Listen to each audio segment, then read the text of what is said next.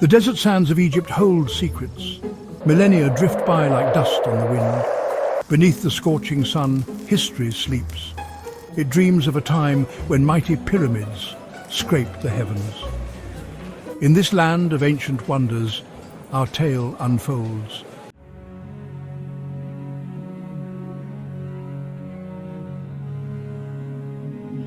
Imagine a place where shadows dance in the flickering lamplight. The air is thick with the scent of incense and the weight of centuries.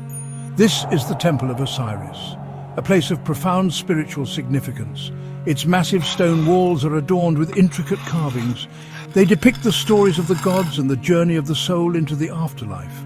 Within these sacred walls, priests dedicated their lives to serving Osiris. They performed elaborate rituals and offered prayers to ensure the pharaoh's safe passage into the afterlife.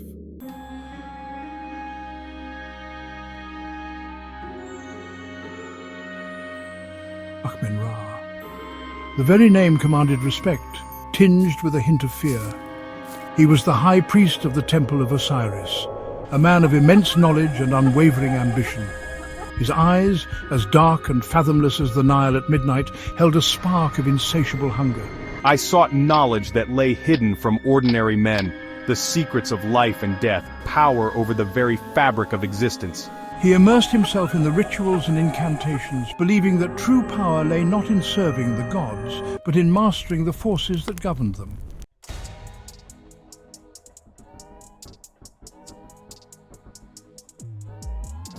Deep within the temple's bowels lay a chamber shrouded in shadow and dread. It was here that Akh Men Ra stumbled upon a text unlike any he had encountered before. Bound in human skin and inscribed with eerie symbols, it was known as the Book of the Dead. I saw in the book not a curse, but a key to unlocking the ultimate prize, immortality.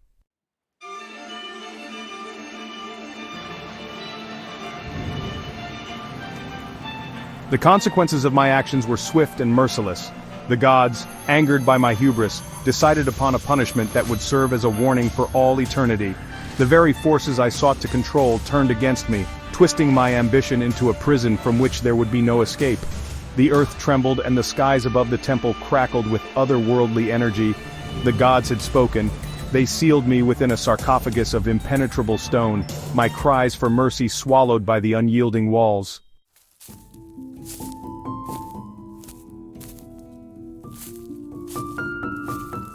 The tomb they built for Akh Men Ra was not a monument to his greatness, but a testament to his transgression. It lay hidden in a remote valley, far from the majestic pyramids and bustling cities of the living. Within the tomb's depths, silence reigned. In the heart of this subterranean labyrinth, Akh Men Ra lay imprisoned within his stone sarcophagus.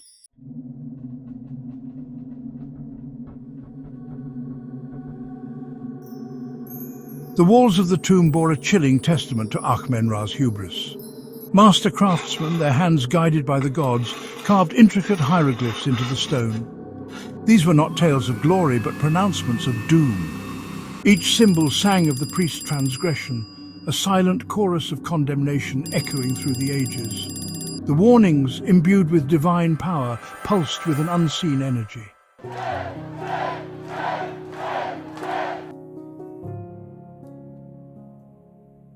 The priests, who had once served alongside Akh Men Ra, were tasked with erasing his name from history. Scrolls bearing his name were burned, statues depicting his likeness were shattered, and even the whispers of his deeds were silenced. He became a phantom, a ghost haunting the corridors of the temple he had once ruled. To the outside world, Akh Men Ra ceased to exist. The sands of time buried the memory of the fallen priest deeper into the earth.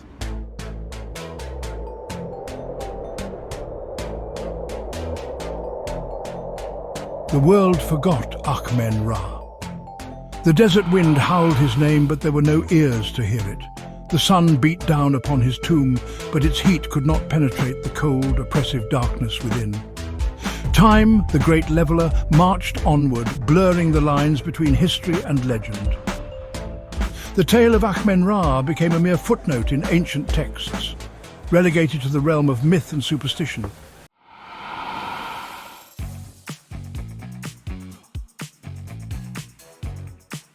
The year is 1922. Amidst the ruins of empires and the shifting sands of time, a new breed of explorers emerges. In the bustling cafes of Cairo, whispers of a lost tomb circulate among archaeologists and adventurers alike. Local legends speak of a hidden valley where the very air crackles with ancient energy.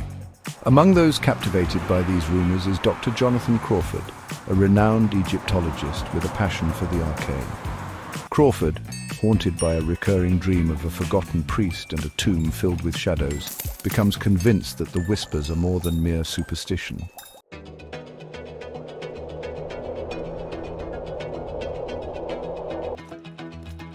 Armed with ancient maps, modern equipment and an unwavering determination, Dr. Crawford assembles a team.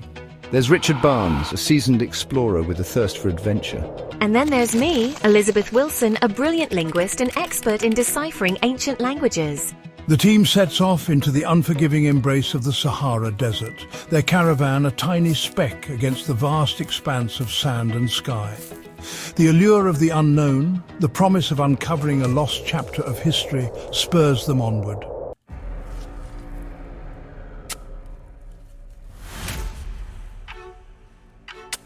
After weeks of relentless searching, they find it.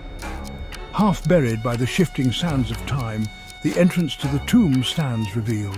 Despite the foreboding atmosphere, a collective gasp escapes us as we gather at the entrance. Hieroglyphs, their colours still vibrant despite the passage of time, cover every inch of the exposed stone. Ignoring the prickling sensation on my skin, I order the work to commence. As the sun dips below the horizon, the tomb's entrance is finally revealed.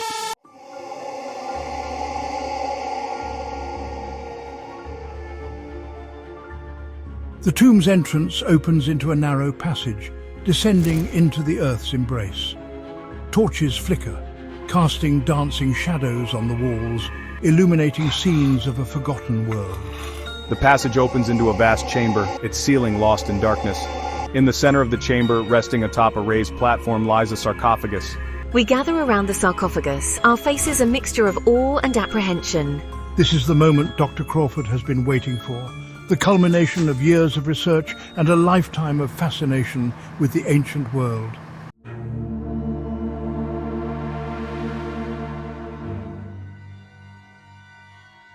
Amazing. This is unlike anything I've ever seen. The craftsmanship is exquisite. It's as if it were carved yesterday, not millennia ago. So how do we open it? Dr. Crawford, his heart pounding with a mixture of excitement and trepidation, approached the obsidian sarcophagus. The torchlight glinted off its polished surface, creating dancing reflections that seemed to writhe like living things. He reached out, his gloved fingers tracing the intricate carvings that adorned the sarcophagus lid.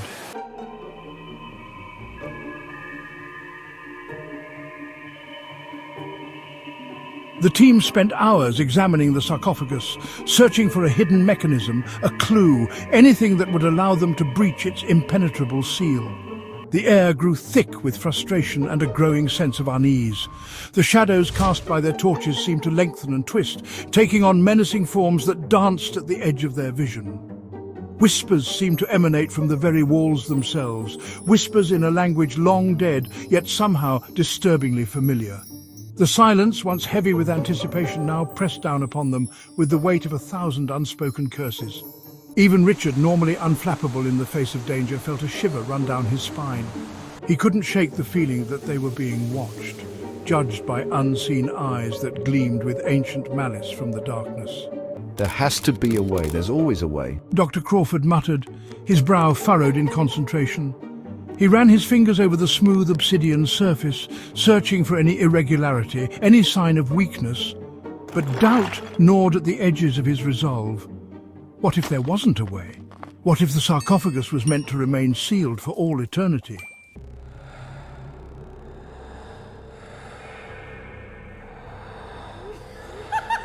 As if in answer to his unspoken fear, a blood-curdling scream shattered the oppressive silence. The team whirled around, their hearts pounding in their chests, to see their photographer, a young man named David, sprawled on the ground. His camera lay shattered beside him, its lens staring up at them like a lifeless eye. David's face was contorted in a mask of terror, his eyes wide and staring, fixed on something unseen. David, what happened? Elizabeth cried, rushing to his side. She knelt beside him, her own fear momentarily forgotten in the face of his obvious distress. But David didn't answer. His chest, which had been heaving with panicked breaths moments before, was now still. The light had gone out of his eyes, leaving behind a chilling emptiness. He's gone. Richard, his face grim, knelt beside Elizabeth and gently pulled her back from the body. Dr. Crawford, his face pale, stared down at the lifeless form of their companion. A cold dread settled over him, clamping down on his chest like a vice. He had been so focused on the sarcophagus, so consumed by his own ambition, that he had failed to see the danger that lurked in the shadows.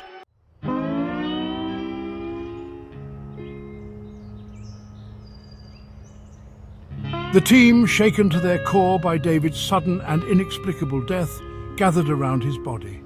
The silence in the chamber was now absolute, broken only by the sound of their own ragged breathing. As she did so, she noticed something strange. A faint glow emanated from David's shirt pocket, casting an ethereal light upon his lifeless face. Curious, Elizabeth reached into the pocket and pulled out a small, intricately carved amulet. It was made of a strange, dark metal, its surface covered in hieroglyphs that seemed to writhe and shift as she turned it over in her hand. The amulet pulsed with a faint heat, and the glow intensified, bathing her face in an eerie light. What is it? Richard asked, his voice hushed with awe. Elizabeth examined the amulet more closely. I've never seen anything like it. The craftsmanship is incredible. It's definitely ancient Egyptian, but the style of the hieroglyphs, it's like nothing I've ever encountered before. As she spoke, the amulet pulsed again, its glow intensifying, and a wave of dizziness washed over her. She stumbled back, dropping the amulet to the ground with a clatter.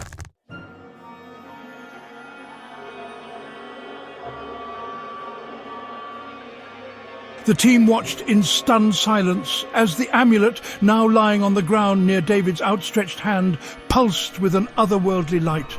The glow spread, casting grotesque shadows that danced across the walls of the chamber. The air crackled with an unseen energy, and a low hum vibrated through the very stone beneath their feet. The feeling of being watched, which had been a subtle undercurrent before, now intensified, wrapping around them like a suffocating blanket. What's happening? Richard whispered, his voice barely audible above the pounding of his own heart. Dr. Crawford, his face pale and drawn, shook his head slowly. I don't know, but I have a bad feeling about this.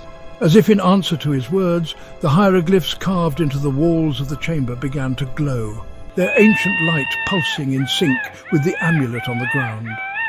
A cold wind, smelling of dust and decay and something infinitely more ancient and evil, swept through the chamber, extinguishing their torches and plunging them into darkness.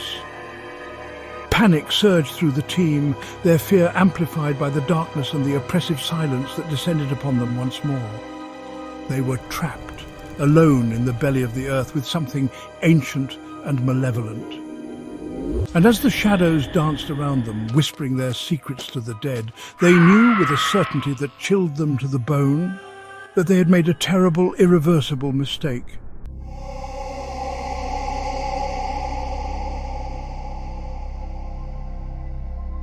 The darkness that had descended upon the tomb was not merely the absence of light. It was a living, breathing presence. It slithered around their ankles, cold and insidious, whispering words they couldn't quite decipher but felt in the marrow of their bones. The air, thick and stale, crackled with an unseen energy, raising goosebumps on their skin and sending shivers down their spines. Fear, primal and consuming, gripped the team. They huddled together, their bodies trembling, their eyes wide and unseeing in the pitch black. Dr. Crawford, his usual confidence shaken to the core, fumbled for his flashlight, but his fingers refused to obey. It was as if the very tomb itself was mocking their helplessness, reveling in their terror. The silence, broken only by the sound of their own ragged breathing, was shattered by a low, guttural growl. It seemed to emanate from everywhere and nowhere at once, echoing off the unseen walls and amplifying their fear tenfold. Elizabeth, her hand clamped over her mouth to stifle a scream, felt a cold sweat break out on her skin. What had they awakened in this place of death?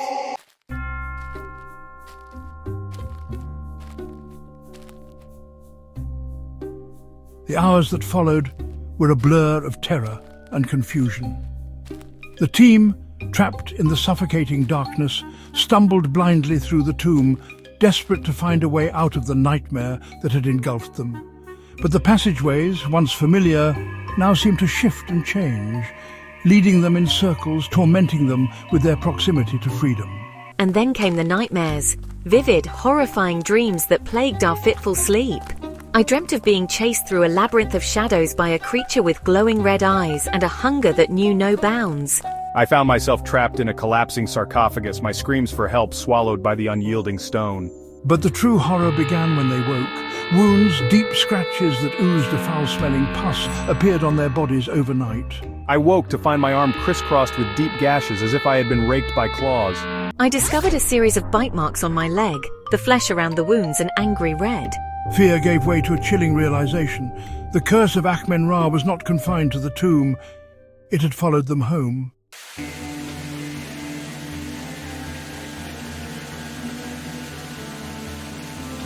Against all odds, they managed to find their way out of the tomb. The desert sun, once a welcome sight, now seemed to mock them with its normalcy, a stark contrast to the horrors they had witnessed within the earth's embrace. They returned to Cairo, their bodies battered, their minds teetering on the edge of madness. The expedition, once a source of excitement and anticipation, now felt like a terrible mistake, a Pandora's box they should never have opened.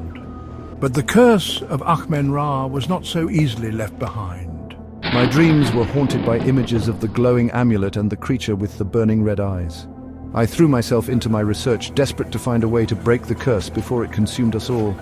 I pored over ancient texts, consulted with obscure scholars, but each dead end only deepened my despair. Richard, his usual bravado replaced by a haunted look in his eyes, found himself plagued by a series of accidents. A near miss with a speeding car left me shaken and bruised. A sudden collapse of scaffolding at a construction site almost cost me my life. I couldn't escape the feeling that something ancient and malevolent was stalking me, toying with me before delivering the final blow.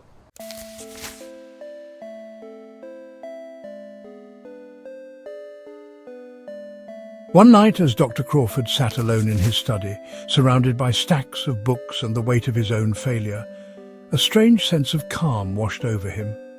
He looked up from his work, his gaze drawn to the window, as if he had heard a voice calling his name. And then he saw it. A single hieroglyph, glowing with an eerie green light, etched onto the glass. It was the symbol for return. My heart pounding in my chest, I stumbled to the window and threw it open, gasping for breath as if I'd been holding it for far too long. And there, on his doorstep, lay a small leather-bound book. It was bound in human skin, its cover cold and oddly damp, as if it had been recently exhumed. Trembling, Dr. Crawford reached down and picked up the book, his fingers tracing the familiar yet unsettling texture. As he opened the book, the pages seemed to turn themselves, guided by an unseen hand. The text, written in a language both familiar and alien, seemed to burn itself into his mind, the words echoing in his ears long after he had finished reading. It was a message from beyond the grave, a plea for release, and a warning of dire consequences if their demands were not met.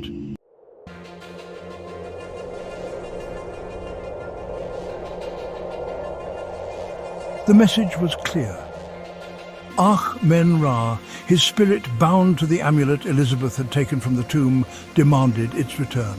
He promised untold power, unimaginable riches if we complied. But he also threatened us with a fate worse than death if we defied him. He spoke of plagues, of natural disasters, of a darkness that would consume the world if his wrath was not appeased. We have to decide this choice. It could determine not only our fates, but perhaps the fate of the world. Dr. Crawford, his face pale with the weight of the decision thrust upon him, shared the message with Richard and Elizabeth. The team, once united by their thirst for knowledge and adventure, now found themselves torn. We should return the amulet. It's not worth the risk. No, we can't give in to the demands of a vengeful spirit. Dr. Crawford, caught between his desire to right his wrong and the terrifying consequences of defying Akh Men Ra, knew he had a choice to make. And as the shadows lengthened around them, a silent reminder of the darkness that awaited, he knew that time was running out.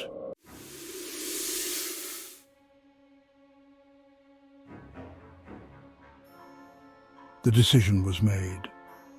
Dr. Crawford, burdened with guilt, knew there was only one path forward.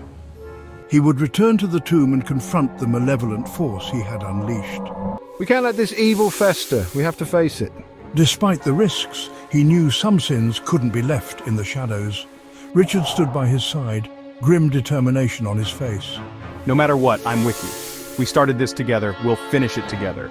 And so they set off into the vast Sahara Desert, their caravan a tiny speck against the endless expanse of sand and sky.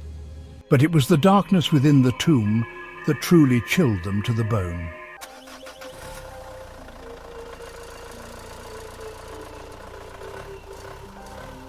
The journey back to the tomb was a descent into a waking nightmare. The desert, once a place of stark beauty and awe-inspiring grandeur, now seemed to press in on them, its silence filled with unseen eyes and the whispers of ancient malevolent beings. The wind howled through the canyons, carrying with it the faint scent of decay and the echoes of long-forgotten screams.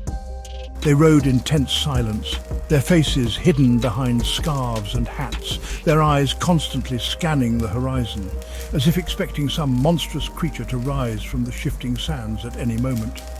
The nights were the worst.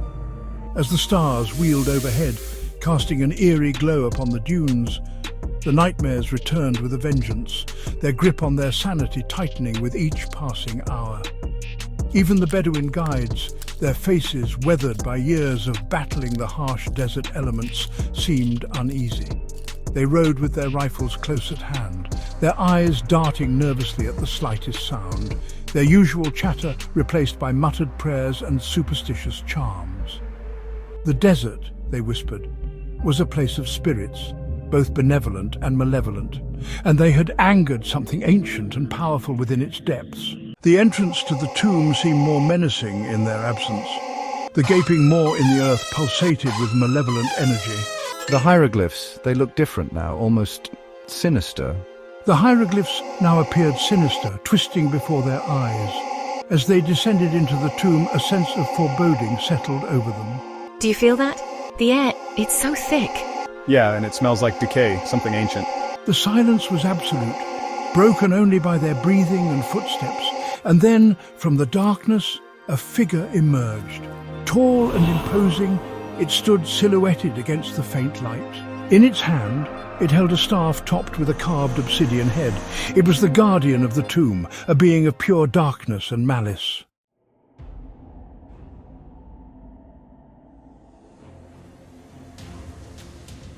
The Black Guardian, its eyes burning with an unholy light, barred their path, its very presence radiating an aura of power and menace. The air crackled with an unseen energy, raising goosebumps on their skin and sending shivers down their spines. A low growl emanated from the creature's throat, a sound that seemed to reverberate through the very stone beneath their feet. We come in peace, we really do. We have returned what was taken. Dr. Crawford said, his voice trembling slightly despite his attempt to sound confident. He held up the amulet, its surface glowing faintly in the dim light. But the Black Guardian made no move to step aside. Instead, it raised its staff, and the obsidian head seemed to come alive, its eyes blazing even brighter. He demands more than mere trinkets. He demands obeisance. He demands sacrifice. Terror, primal and consuming, gripped the team. They were trapped, caught between the wrath of a vengeful god and the malice of its guardian, with nowhere to run and no hope of escape.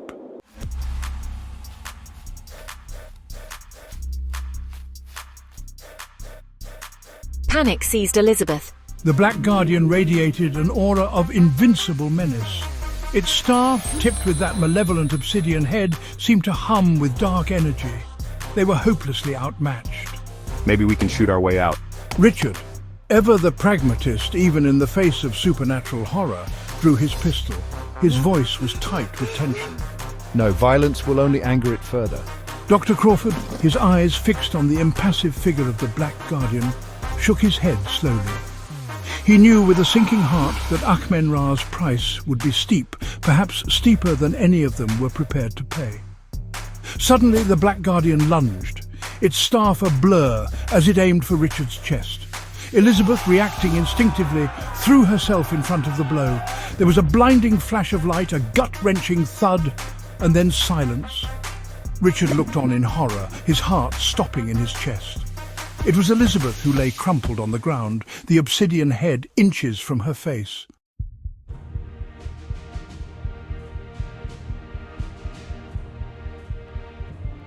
Richard scrambled to Elizabeth's side, his fingers probing for a pulse, a heartbeat, any sign of life, but it was no use. Elizabeth's eyes stared vacantly at the ceiling, her face pale and lifeless. The Black Guardian had taken its due. Grief, raw and consuming, threatened to engulf Richard. He wanted to rage, to scream, to unleash his fury upon the creature that had robbed him of his friend. But even in his grief, a chilling realization dawned on him. The Black Guardian stood motionless, its staff lowered, its glowing eyes fixed on the amulet clutched tightly in Dr. Crawford's hand. A low hum filled the air, a hum that seemed to emanate from the very walls of the tomb itself. It was the sound of ancient magic, of a bargain being struck, of a debt being paid.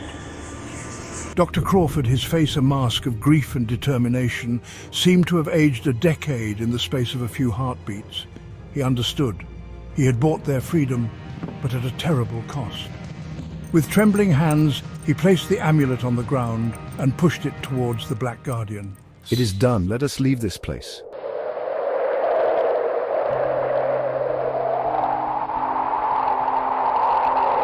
The Black Guardian regarded them for a moment, its glowing red eyes boring into their souls. Then, with a sound that was both a sigh and a growl, it reached down and scooped up the amulet. The moment the creature's shadowy fingers closed around it, the air crackled with energy. The walls of the tomb seemed to groan, as if the weight of centuries was bearing down upon them. Go, but heed my words, mortals. Akh Men Ra's hunger is never sated. He will be back. And with that, it turned and melted back into the darkness, leaving Dr. Crawford and Richard alone with the echo of its chilling prophecy. They didn't need to be told twice. They fled the tomb, their footsteps echoing on the ancient stone, their hearts pounding in their chests. They emerged into the blinding light of the desert, gasping for breath as if they had been drowning. The desert, once menacing, now seemed almost welcoming in comparison to the horrors they had witnessed within.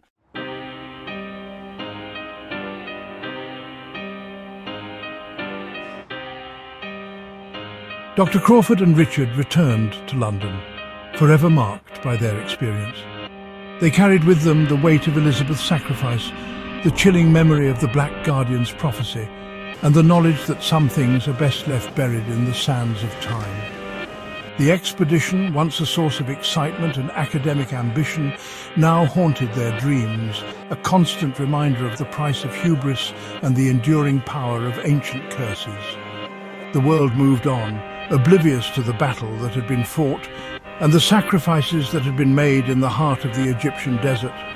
But for Dr. Crawford and Richard, the whispers of the past lingered, a constant reminder that the darkness they had encountered was never truly vanquished, merely lying dormant, waiting for the right moment to re-emerge. The curse of Akh Men Ra, it seemed, was destined to echo through eternity, a testament to the enduring power of ambition, the seductive allure of forbidden knowledge, and the terrifying consequences of awakening that which sleeps beneath the sands of time.